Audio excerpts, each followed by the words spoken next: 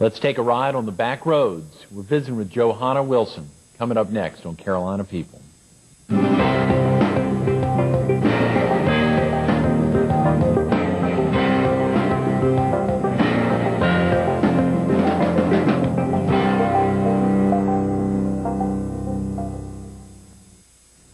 Good morning. Welcome to Carolina People.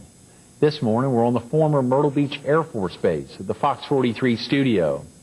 We're visiting with Johanna Wilson, a retired columnist. Johanna, thanks so much for being with us this morning. It's my pleasure. It's my pleasure. Incredible opportunity to highlight your life and to give the viewers a sense of something, the Backroads column, which you had done for so many years at the local Myrtle Beach newspaper, the Sun News, something people would have seen your face on the picture there every Monday morning whenever they'd get the paper. It was a great treat over the years to be able to catch that. Thank you.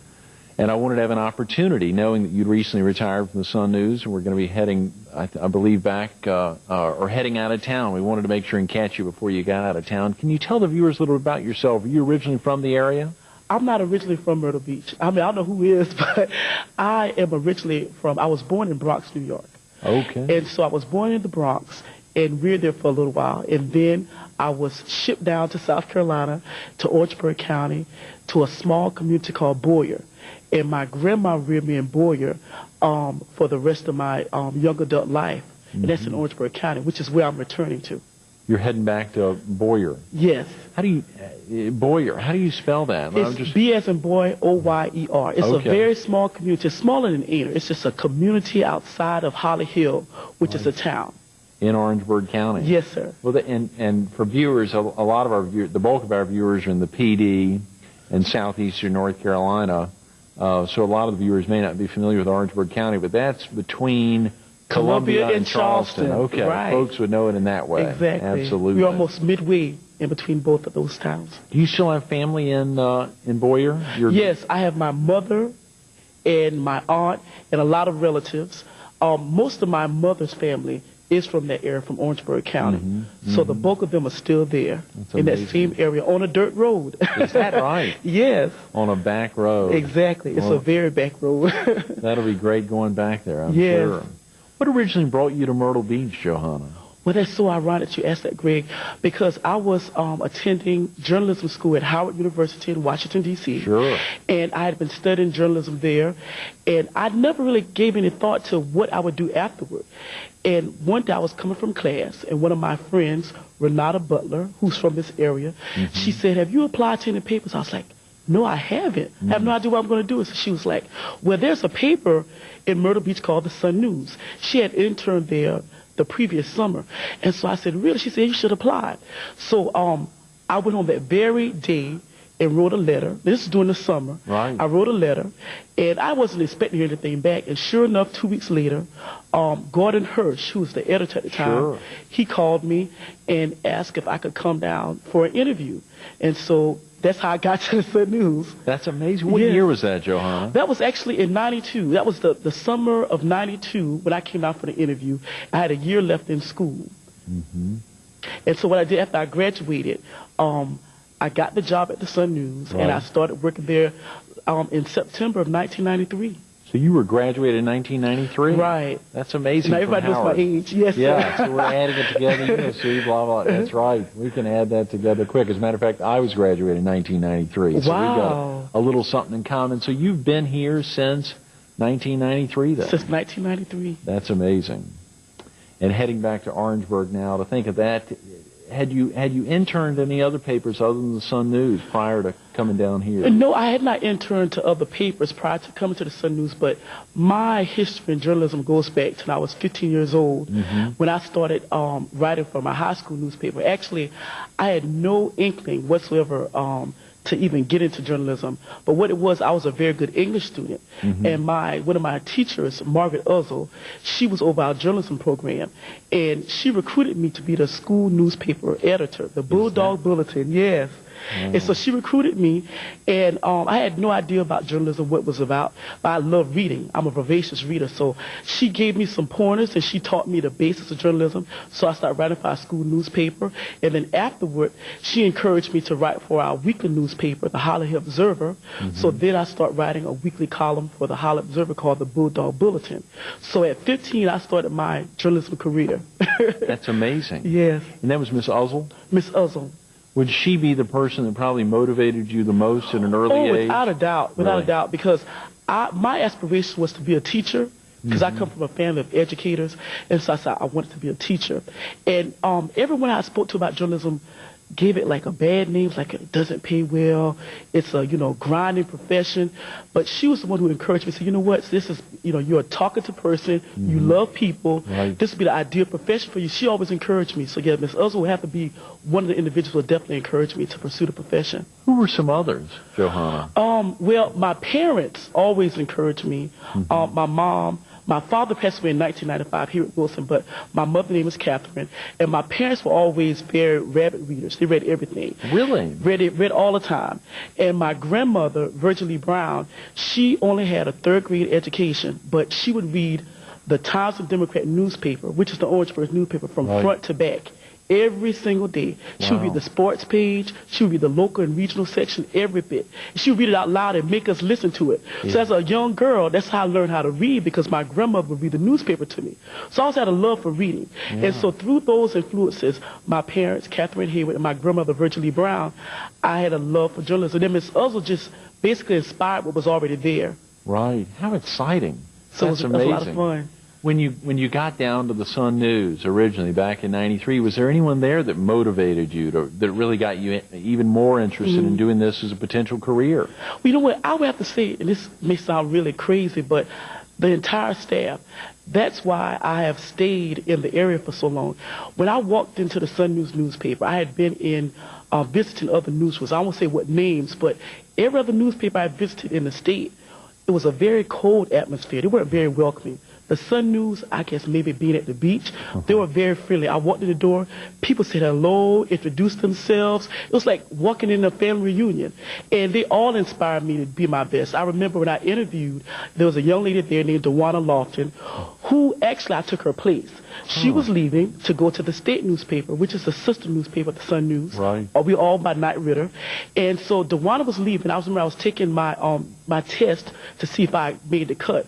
And so I was writing a story about Chapin Memorial Library. Right. And she was like sending me little notes on, you sure you have all the information you need, have the right numbers, the right names? And she was doing that, as well was another reporter there named Yolanda Jones, who's not the Commercial Appeal in Memphis. They were all giving me pointers.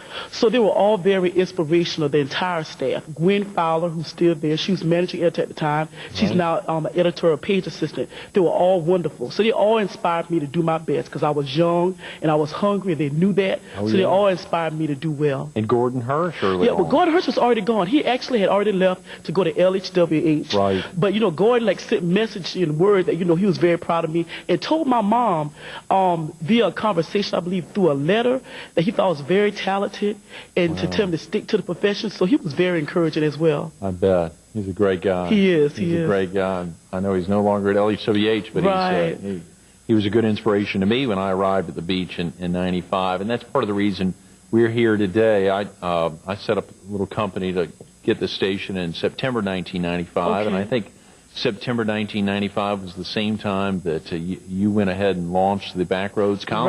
Right. Obviously, a heck of a lot of our viewers are in the PD and in southeastern North Carolina, and obviously here in Horry County. A lot of folks may not know about the Sun News. If they didn't know about the Sun News, they probably wouldn't know about the Backroads column. Right. But maybe we can talk real quick about just how that began, and then get into some of those amazing experiences. Okay, well, Backroads was basically inspired by Lisa Kudelka. She was a former editor. And what was happening then, Greg, I was covering Western Horry County, mainly Conway government and Aner government. And I would come back from my assignments in Western Horry County. I would tell Lisa about all these people, all these cool people I met on the back roads. And she loved my stories. As a matter of fact, they would gather around my desk to hear my stories. And she said one day, she's like, Joey, that's my nickname, my father name. She said, Joey, why don't you write about these stories for the newspaper. And I'm like, sis, she said, yeah. She said, write about it. At the time, Backroads actually started in the neighbor section of the newspaper. And it ran without photographs. It was just a little small mug shot of myself. And then the words, it was usually about 500 words every week in the neighbor section, every Thursday. And so then about maybe 2 months in the neighbor section, the editors had a little powwow and felt it was too good to stay in neighbors, so they put it into the local regional section. And so it started running like every Tuesday on the local and regional section. And my very first Backroads then was Wayne Hooks. Wayne Hooks, some people may be familiar with him because he's run for political office, but Wayne had a lot of sheep. And I did a Backroads on him because he had a donkey named Chi-Chi who guarded his sheep. And it was so ironic. I'm like, Wayne, why do we have a donkey guarding your sheep? And he was like, donkeys are the best guard dogs. He said, if a wolf or anything comes near my sheep, the donkey will attack. And it's the sweetest little demure animal. But he said it was very aggressive when it came to guarding the sheep. So that was my very first Backroads. That's amazing. Yes. That's amazing. How exciting to think about that. That's amazing. Obviously recognizing, the editors all getting together and recognizing it was important enough to move out of the neighbor section and into the local and regional. Right. There was an inspiration there. And had you ever, when you would talk to family back home, had you ever thought that the opportunity to get your own column on a regular basis would ever be there? Never. Because number one, when I got into journalism, Greg, I was inspired by the fact that there were, well, number one, Donna Britt, who was a columnist at the Washington Post, one of my mentors in college. And I said there are very few black women in journalism. So when I got a job in journalism, I was really excited. And then when I got an opportunity to do a column, well, minus the columnists I met in D.C., Dorothy Gilliam and Donna Britt, I never knew of any other African-American columnists, especially women. And so when I got the opportunity, I was just elated because Backroads is just a little column in Neighbors. And when the editors had that much of confidence in my ability as a writer to find these stories and put it in the main paper, I was so enthused about that idea. So I was really gung-ho, so I called home. As a matter of fact, my early columns were like inspired by my family. Because I thought about like things at home, like we used to raise hogs. Right. We never had like tobacco or corn, we had hogs. So we raised hogs and we still live on dirt roads. And so I thought about the kind of people at home that inspired me. I said, these are the sorts of people I would like to get in the paper because, minus, the time when they're born and when the time they die, these folks never get into the newspaper. We have the politician in the newspaper and the movers and shakers, but seldom your next door neighbor who makes the great apple pies or the farmer down the street, who has a guard donkey that's called Chi-Chi. You never see those people in the paper. Yeah. So my goal was to get everyday average people into the newspaper through the column. That was an amazing goal. Golly, just hearing about that, some of those experiences, I want to get into some of those. Can you stay with us for a few minutes to talk about some of those? Sure, I would love to. Great. We're visiting with Johanna Wilson. We'll be right back with more Carolina People coming up next.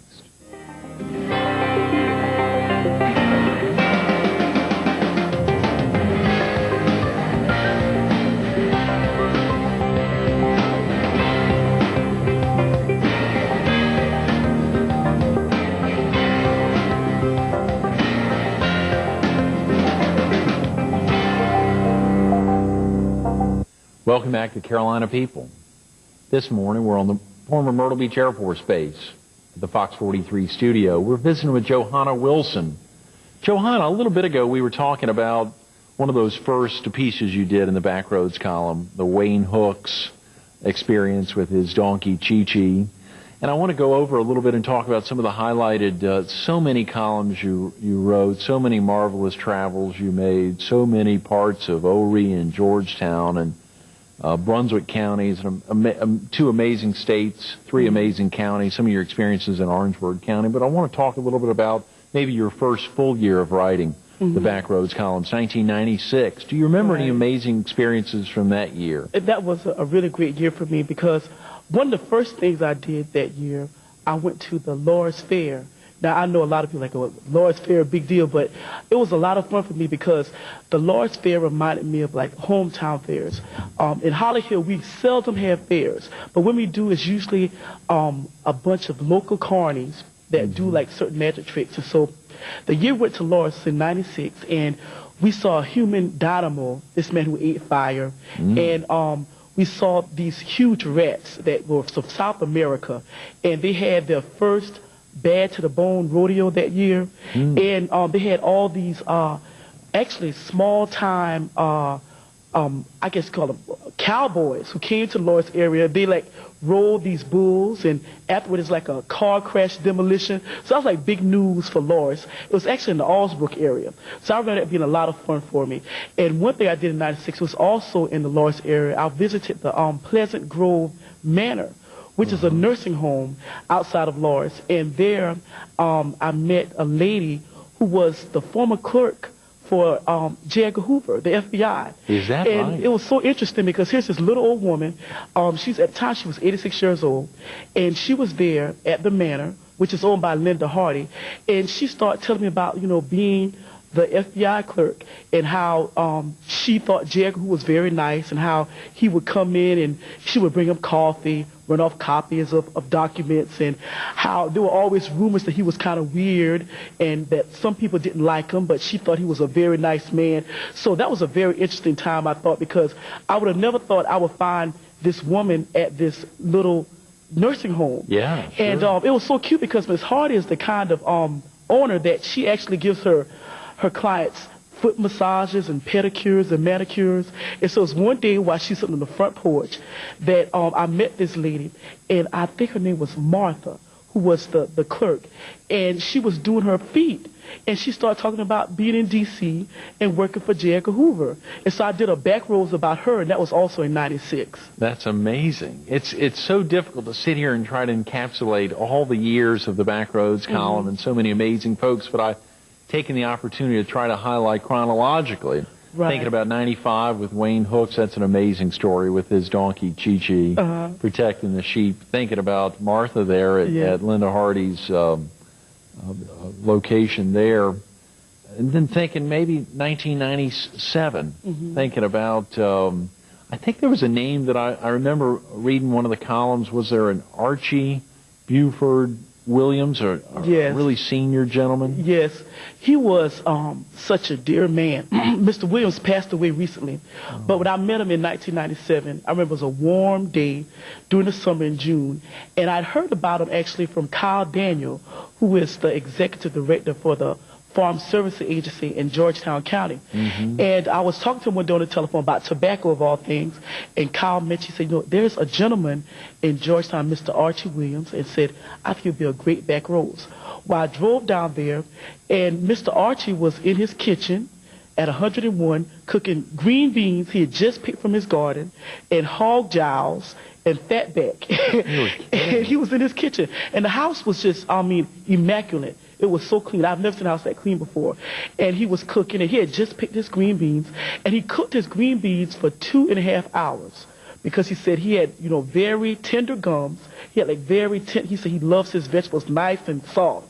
And so he ate, and we talked about his life, and he was telling me about how at 101 he would still tend to his garden. Right. His garden's like 1.5 acres. No. He had this old McCormick Farmall tractor. He would go outside, get onto this tractor.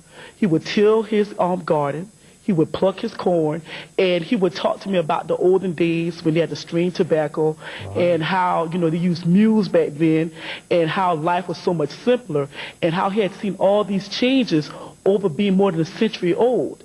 And I was just so amazed by the fact that this man was 101, and how he still got around like he was like a 30-something-year-old, and how he did everything for himself. He had no one to do anything for him. His housework, his ironing, his cleaning, everything he did himself. He was a good cook. I tried his green beans. They were very good. That's amazing. It was very good, yeah. Johanna, are you able to, after you do a column, were you able to keep in contact with many of the folks that you'd highlighted? Were there friendships that were born out of that, or was it just a... Oh, yes. More, I'm sure. Without a doubt. As a matter of fact, speaking of Mr. Williams, his daughter, Kathleen Baxley, is a wonderful person. So a lot of times when I interview these people, I would meet their families. If I would go to their homes, a lot of times they would ask me to sit down, and after I sit down and interview, they would feed me. I probably gained 30 pounds just doing back roads because you had to eat everybody's food. So it would feed me this good country food, all the homemade goodies, the fresh tomatoes from the garden. Everything was fresh. Fresh tomatoes, fresh green beans, whatever have you. So it was always me staying in, contact. Not actually getting on the phone and calling them, but perhaps I might be in Walmart one day and I'll run into somebody I interviewed on back roads. Or I would be, at a stoplight and hear a horn beep and look up and there's someone I met on the back road. So definitely people became very close to me and a part of my life in many ways. And a lot of times, there was one gentleman, Mr. Woodbury in Georgetown, who used to milk his cow. Every single day, he had one cow he would milk every single day before he would watch The Simpsons. The Simpsons was his favorite show. So he would milk his cow, and then he would watch The Simpsons TV show. And I would go out there and talk to Mr. Woodbury, and we kept in touch, and we would have these phone conversations about what was going on the farm. So, yeah. Golly, that's amazing, Johanna. That is amazing. What about a name, let's see if you remember this name from 1998, Leslie Graham, was it? Oh, yes. Leslie Graham. And, of course, for me, there's so many memories of a number of your columns. It was particularly exciting to get the opportunity to get you in, a real celebrity here in the area, to get you in to highlight some of those. But that name, Leslie Graham, is that a name you remember? Oh, Leslie Graham is one of my best memories on back roads. He lived in the Mill Swamp community outside of Aner, and he made what they call sugarcane syrup or molasses, homemade molasses. And growing up in Boyer, I'd seen my grandmother make sugarcane molasses. So actually seeing it again, it was just a wonderful experience. He had, old hand-turned mill that they grind up. You fed it in the, you had one stalk of sugarcane, no more than 3 or 4 stalks at a time. You would push it into this mill and grind it, and the juice would come out, and they would take the juice and stir in this humongous pot for hours until it thickened and made syrup. And he made us some buckwheat pancakes that day and some fatback. And what's so funny about that, Greg, is that one of my friends, who's a reporter at the time, Janine Hunter, she went with me, and Janine didn't eat pork. Well, that day, the fatback smelled so good that she ate some fatback and some buckwheat pancakes with that homemade molasses. We had a great time. It really taught you how, the old-time farmers did things back then, using all handmade, labor, and, no machines, and doing it the old-fashioned way. We had a great time. Watch them do it. It's a tradition. They do it every November. It's a family tradition. Every November they make molasses. That's amazing. Johanna, now, did you often take someone out there with you on when you go out? Not as often as I would like.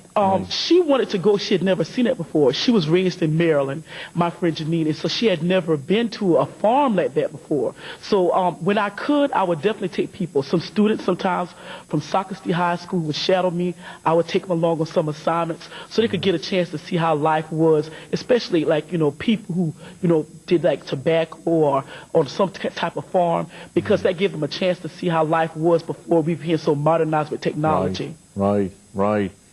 How about 1999? I think there was a couple of folks I was thinking about, and part of the reason why I wanted to call you, was it Rosalie and Henry Bell? Henry Bell, yes. Mr. Henry and Miss Rosa, Salt of the Earth people, live outside in the Mount Leon community near Longs. They sell pumpkins, and every October their yard becomes like a orange sea because it's pumpkins covering every inch. You can't even see the grass. And people driving by see their little sign out front, pumpkins for sale. Right. And oftentimes they ask Miss Rosalie for some of her pumpkin pies because she makes great pumpkin pies. And so they'll come by and they'll just walk around this sea of pumpkins. And she has the old-timey pumpkins, the huge pumpkins made for decoration. And she'll tell you, she knows everything about a pumpkin. Which is the best for cooking, which is the best for decorating as a jack-o'-lantern. She knows everything about pumpkins. So Miss Rosalie is one of my favorite people, her and Mr. Henry, because Mr. Henry just sat down and kind of looked, and she would get up and she would help people. This little old lady would help people lift these pumpkins into their trucks, help them wipe them off. She was just a wonderful person. And they do this every year. Their son actually grows the pumpkins, but they volunteer and sell them for their son every year. Now that you've retired the Backroads column, now that you've retired that column, do you think you'll remain in journalism? What do you think you'll be doing? Well, for right now, I'm going to take a little break. I want, as soon as I get home and settle in, one of the first things I want to do is work on my family memoirs. I want to write down about our family history, write about my grandmother. The same type of stories I wrote about in Backroads, many of those stories happened in my family. With my grandma, for instance, I remember she was like on her deathbed telling me about how when she was going to school, she had, 3 miles to school, and her mother would make her homemade biscuits, put it into this little tin basket, tin pail, and put cheesecloth on top of it. And she grew up in a poor area, so all the little other kids were poor and hungry. So by the time she got to school, her biscuits would be gone. She would share them with all the other kids. And she would be the only little girl in the school with food. She would always share it. And she would come home hungry. And my grandma said, well, Virgie, why are you hungry? She's like, well, Grandma, Ma gave all my food away. So it's like little stories like that about how life was growing up, walking to school, walking to church without shoes on, getting to church, putting your shoes on, walking back, and make sure you wash your shoes if they got dust on the way to church. So there's different little things, the stories I would work on for memoirs. And then when I get finished my family memoirs, I'll start doing some freelance, maybe for the local newspaper, doing the same sorts of stories. Right. Johanna Wilson, inspired by her grandmother, early journalism teacher, Miss Uzzle. So many folks have helped her along the way. Now she's going back to help get the word back out from her community down in Orangeburg. Johanna, thanks so much for being with us this morning. It was a pleasure. Definitely. Stay tuned to more Carolina People coming up next.